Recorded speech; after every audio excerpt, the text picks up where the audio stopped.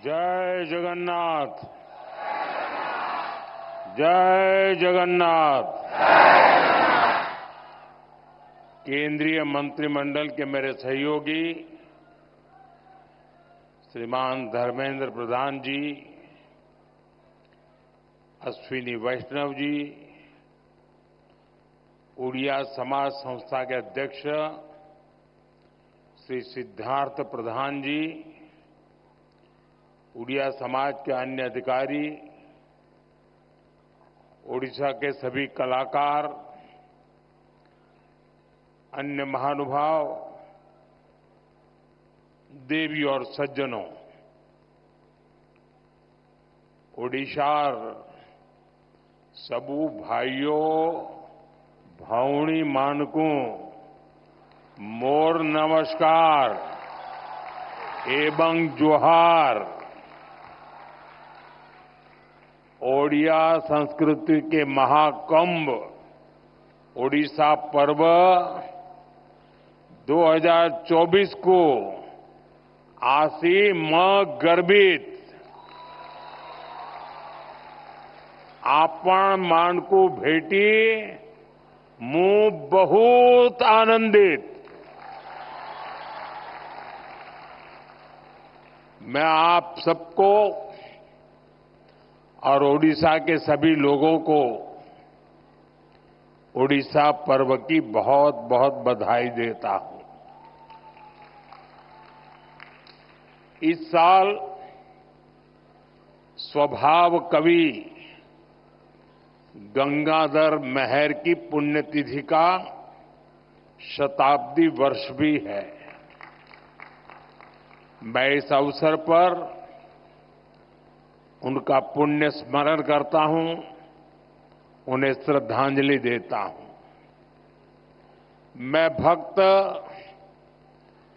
दासिया बावरी जी, भक्त सालवेग जी, उड़िया भागवत की रचना करने वाले श्री जगन्नाथ दास जी को भी आदरपूर्वक नमन करता हूं। ओडिशा निजर सांस्कृतिक विविधता द्वारा भारत को जीवंत रखी बारे बहुत बड़ा भूमिका प्रतिपादन करी छी। साथियों, ओडिशा हमेशा से संतों और विद्वानों की धरती रही है। सरल महाभारत, उड़िया भागवत हमारे धर्म ग्रंथों को जिस तरह यहां के विद्वानों ने लोक भाषा में घर घर पहुंचाया, जिस तरह ऋषियों के विचारों से जन जन को जोड़ा, उसने भारत की सांस्कृतिक समृद्धि में बहुत बड़ी भूमिका निभाई है। उड़िया भाषा में महाप्रभु जगन्नाथ जी से जुड़ा कितना बड़ा साहित्य है। मुझे भी उनकी एक गाथा हमेशा याद रहती है। महाप्रभु अपने श्री मंदिर से बाहर आए थे और उन्होंने स्वयं युद्ध का नेतृत्व किया था। तब युद्ध भूमि की ओर जाते समय महाप्रभु श्री जगन्नाथ ने अपनी भक्त माणिक्या गौड़िण के हाथों से दही खाई थी। ये गाथा हमें बहुत कुछ सिखाती है। ये हमें सिखाती है कि हम नेक नियत से काम करें तो उस काम का नेतृत्व खुद ईश्वर करते हैं। हमेशा, हर समय, हर हालत में ये सोचने की जरूरत नहीं है कि हम अकेले हैं। हम हमेशा +1 होते हैं। प्रभु हमारे साथ होते हैं। ईश्वर हमेशा हमारे साथ होते हैं। साथियों, ओडिशा के संत कवि भीम भोई ने कहा था, मो जीवन पछे नर के, पड़ी थाउ जगत उद्धार हेऊ। भाव ये कि मुझे चाहे जितने ही दुख क्यों न उठाने पड़े, लेकिन जगत का उद्धार हो, यही उड़ीसा की संस्कृति भी है। ओडिशा सबू जुगरे समग्र राष्ट्र एवं पूरा मानव समाज सेवा करी छी। यहां पूरी धाम ने एक भारत श्रेष्ठ भारत की भावना को मजबूत बनाया। ओडिशा की वीर संतानों ने आजादी की लड़ाई में भी बढ़ चढ़कर देश को दिशा दिखाई थी। पाइका क्रांति के शहीदों का ऋण हम कभी नहीं चुका सकते। ये मेरी सरकार का सौभाग्य है कि उसे पाइका क्रांति पर स्मारक डाक टिकट और सिक्का जारी करने का अवसर मिला था। साथियों, उत्कल केसरी हरे कृष्ण मेहताब जी के योगदान को भी इस समय पूरा देश याद कर रहा है। हम व्यापक स्तर पर उनकी 125वीं जयंती मना रहे हैं। अतीत से लेकर आज तक उड़ीसा ने देश को कितना सक्षम नेतृत्व दिया है, ये भी हमारे सामने है। आज उड़ीसा की बेटी आदिवासी समुदाय की द्रौपदी मुर्मू जी भारत की राष्ट्रपति है। ये हम सभी के लिए बहुत ही गर्व की बात है। उनकी प्रेरणा से आज भारत में आदिवासी कल्याण की हजारों करोड़ रुपयों की योजनाएं शुरू हुई हैं। और ये योजनाएं सिर्फ ओडिशा के ही नहीं, बल्कि पूरे भारत के आदिवासी समाज का हित कर रही है। साथियों, ओडिशा माता सुभद्रा के रूप में नारी शक्ति और उसके सामर्थ्य की धरती है। ओडिशा तभी आगे बढ़ेगा जब ओडिशा की महिलाएं आगे बढ़ेगी। इसलिए कुछ ही दिन पहले मैंने ओडिशा की अपनी माताओं बहनों के लिए सुभद्रा योजना का शुभारंभ किया था। इसका बहुत बड़ा लाभ ओडिशा की महिलाओं को मिलेगा। उत्कलर ये ही महान सुपुत्र मानंकर विषयरे देश जाणु एवं सेमानंक जीवन रू प्रेरणा नेऊ एथी निमंते ए परी आयोजनर बहुत अधिक गुरुत्व रही छी। साथियों, इसी उत्कल ने भारत के समुद्री सामर्थ्य को नया विस्तार दिया था। कल ही उड़ीसा में बाली यात्रा का समापन हुआ है। इस बार भी 15 नवंबर को कार्तिक पूर्णिमा के दिन से कटक में महानदी के तट पर इसका भव्य आयोजन हो रहा था। बाली यात्रा प्रतीक है कि भारत का उड़ीसा का सामुद्रिक सामर्थ्य क्या था।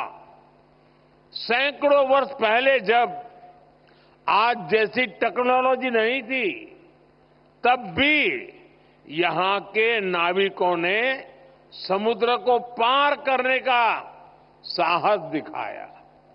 हमारे यहां के व्यापारी जहाजों से इंडोनेशिया के बाली, सुमात्रा, जावा जैसे स्थानों की यात्राएं करते थे।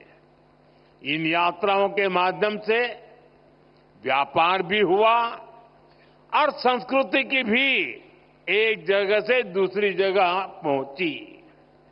आज ही विकसित भारत संकल्प सिद्धि निमित्त ओडिशार सामुद्रिक शक्तिर महत्वपूर्ण भूमिका अच्छी। साथियों, ओडिशा को नई ऊंचाई तक ले जाने के लिए 10 साल से चल रहे अनवरत प्रयास आज ओडिशा के लिए नए भविष्य की उम्मीद बन रहे हैं। 2024 में ओडिशा वासियों के अभूतपूर्व आशीर्वाद ने इस उम्मीद को नया हौसला दिया है। हमने बड़े सपने देखे हैं, बड़े लक्ष्य तय किए हैं। 2036 में ओडिशा राज्य स्थापना का शताब्दी वर्ष मनाएगा। हमारा प्रयास है कि ओडिशा की गिनती देश के सशक्त, समृद्ध और तेजी से आगे बढ़ने वाले राज्यों में हो। साथियों, एक समय था जब भारत के पूर्वी हिस्से को, ओडिशा जैसे राज्यों को पिछड़ा कहा जाता था, लेकिन मैं भारत के पूर्वी हिस्से को देश के विकास का ग्रोथ इंजन मानता हूं।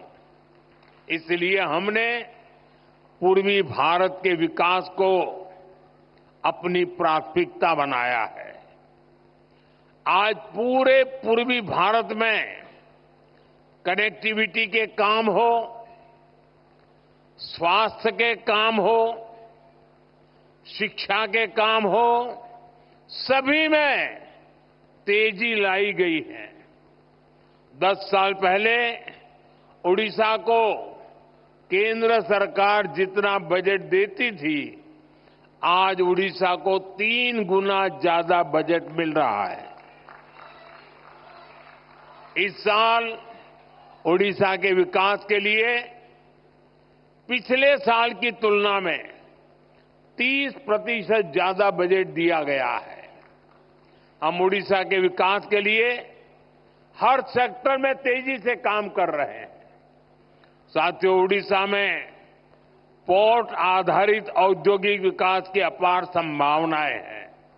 इसलिए धामरा, गोपालपुर, अस्तारंगा, पलूर और स्वर्णरेखा पोर्ट्स का विकास करके यहां व्यापार को बढ़ावा दिया जाएगा। ओडिशा भारत का माइनिंग और मेटल पावर हाउस भी है। इससे स्टील, एल्यूमीनियम और एनर्जी सेक्टर में ओडिशा की स्थिति काफी मजबूत हो जाती है। इन सेक्टरों पर फोकस करके ओडिशा में समृद्धि के नए दरवाजे खोले जा सकते हैं। साथियों, ओडिशा की धरती पर काजू, जूट, कपास, हल्दी और तिलहन की पैदावार बहुतायत में होती है। हमारा प्रयास है कि इन उत्पादों की पहुंच बड़े बाजारों तक और उसका फायदा हमारे किसान भाई बहनों को मिले। ओडिशा की सी फूड प्रोसेसिंग इंडस्ट्री में भी विस्तार की काफी संभावनाएं हैं। हमारा प्रयास है कि ओडिशा सी फूड एक ऐसा ब्रांड बने जिसकी मांग ग्लोबल मार्केट में हो। साथियों, हमारा प्रयास है कि ओडिशा निवेश करने वालों की पसंदीदा जगहों में से एक हो। हमारी सरकार ओडिशा में ईज ऑफ डूइंग बिजनेस को बढ़ावा देने के लिए प्रतिबद्ध है। उत्कल के माध्यम से निवेश को बढ़ाया जा रहा है। ओडिशा में नई सरकार बनते ही पहले 100 दिनों के भीतर भीतर 45,000 करोड़ रुपए के निवेश को मंजूरी मिली है। आज ओडिशा के पास अपना विजन भी है और रोड मैप भी है।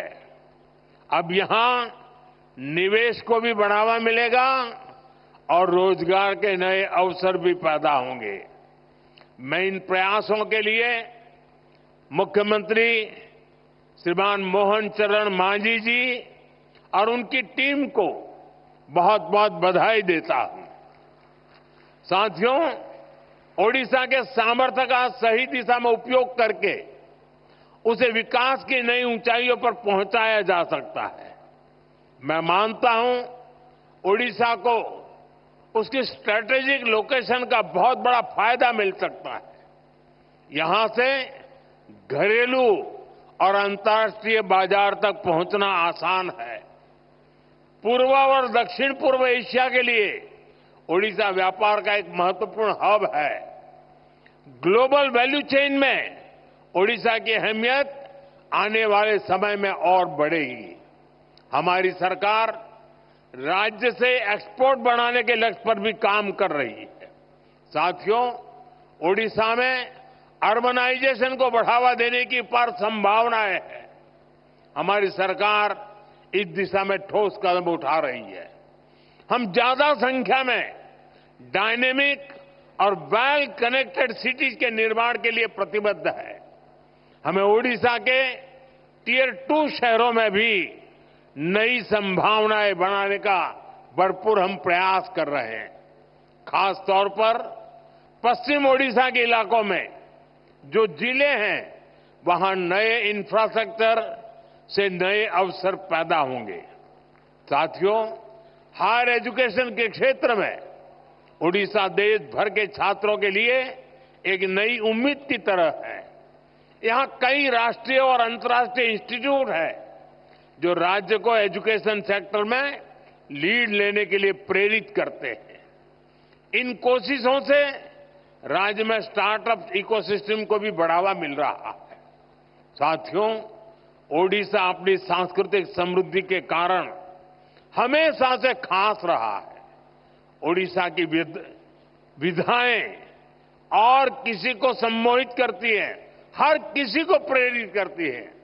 यहां का ओडिसी नृत्य हो, ओडिशा की पेंटिंग्स हो, यहां जितनी जीवंतता पट्टचित्रों में देखने को मिलती है, उतनी ही बेमिसाल हमारे आदिवासी कला की प्रतीक सौराज चित्रकारी भी होती है। संबलपुरी, बोमकाई और कोटपात बुनकरों की कारीगरी भी हमें ओडिशा में देखने को मिलती है। हम इस कला और कारीगरी का जितना प्रसार करेंगे, उतना ही इस कला को संरक्षित करने वाले उड़िया लोगों को सम्मान मिलेगा। साथियों, हमारे ओडिशा के पास वास्तु और विज्ञान की भी इतनी बड़ी धरोहर है। कोणार्क का सूर्य मंदिर, इसकी विशालता, इसका विज्ञान, लिंगराज और मुक्तेश्वर जैसे पुरातन मंदिरों का वास्तु, ये हर किसी को आश्चर्यचकित करता है। आज लोग जब इन्हें देखते हैं तो सोचने पर मजबूर हो जाते हैं कि सैकड़ों साल पहले भी ओडिशा के लोग विज्ञान में इतने आगे थे। साथियों, ओडिशा पर्यटन की दृष्टि से अपार संभावनाओं की धरती है। हमें इन संभावनाओं को धरातल पर उतारने के लिए कई आयामों में काम करना है। आप देख रहे हैं, आज ओडिशा के साथ साथ देश में भी ऐसी सरकार है जो ओडिशा की धरोहरों का, उसकी पहचान का सम्मान करती है। आपने देखा होगा, पिछले साल हमारे यहां G20 का सम्मेलन हुआ था। हमने G20 के दौरान इतने सारे देशों के राष्ट्राध्यक्षों और राजनयिकों के सामने सूर्य मंदिर की ही भव्य तस्वीर को प्रस्तुत किया था। मुझे खुशी है कि महाप्रभु जगन्नाथ मंदिर परिसर के सभी 4 द्वार खुल चुके हैं। मंदिर का रत्न भंडार भी खोल दिया गया है। साथियों, हमें ओडिशा की हर पहचान को दुनिया को बताने के लिए भी और भी इनोवेटिव कदम उठाने हैं। जैसे हम बाली यात्रा को और पॉपुलर बनाने के लिए बाली यात्रा दिवस घोषित कर सकते हैं, उसका अंतर्राष्ट्रीय मंच पर प्रचार कर सकते हैं। हम ओडिसी नृत्य जैसी कलाओं से भारतीय दिवस पहली बार उड़ीसा में हो रहा है। ये सम्मेलन भी उड़ीसा के लिए बहुत बड़ा अवसर बनने वाला है। साथियों, कई जगह देखा गया है बदलते समय के साथ लोग अपनी मातृभाषा और संस्कृति को भी भूल जाते हैं, लेकिन मैंने देखा है उड़िया समाज चाहे जहां भी रहे अपनी संस्कृति, अपनी भाषा, अपने पर्व त्योहारों को लेकर हमेशा से बहुत उत्साहित रहा है। मातृभाषा और संस्कृति की शक्ति कैसे हमें अपनी जमीन से जोड़े रखती है, ये मैंने कुछ दिन पहले ही दक्षिण अमेरिका के देश गयाना में भी देखा। करीब 200 साल पहले भारत से सैकड़ों मजदूर गए, लेकिन वो अपने साथ रामचरितमानस ले गए, राम का नाम ले गए। इससे आज भी उनका नाता भारत भूमि से जुड़ा हुआ है। अपनी विरासत को इसी तरह सहेज कर रखते हुए जब विकास होता है तो उसका लाभ हर किसी तक पहुंचता है। इसी तरह हम ओडिशा को भी नई ऊंचाई पर पहुंचा सकते हैं। साथियों, आज के आधुनिक युग में हमें आधुनिक बदलावों को आत्मसात भी करना है और अपनी जड़ों को भी मजबूत बनाना है। ओडिशा पर्व जैसे आयोजन इसका एक माध्यम बन सकते हैं। मैं चाहूंगा आने वाले वर्षों में इस आयोजन का और ज्यादा विस्तार हो। ये पर्व केवल दिल्ली तक सीमित न रहे, ज्यादा से ज्यादा लोग इससे जुड़े, स्कूल कॉलेजों का पार्टिसिपेशन भी बढ़े। हमें इसके लिए प्रयास करने चाहिए। दिल्ली में बाकी राज्यों के लोग भी यहां आए, ओडिशा को और करीबी से जाने, ये भी जरूरी है।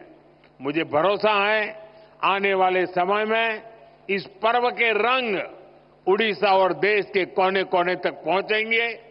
ये जनभागीदारी एक बहुत बड़ा प्रभावी मंच बनेगा। इसी भावना के साथ मैं एक बार फिर आप सभी को बधाई देता हूं। आप सबका बहुत बहुत धन्यवाद। जय जगन्नाथ।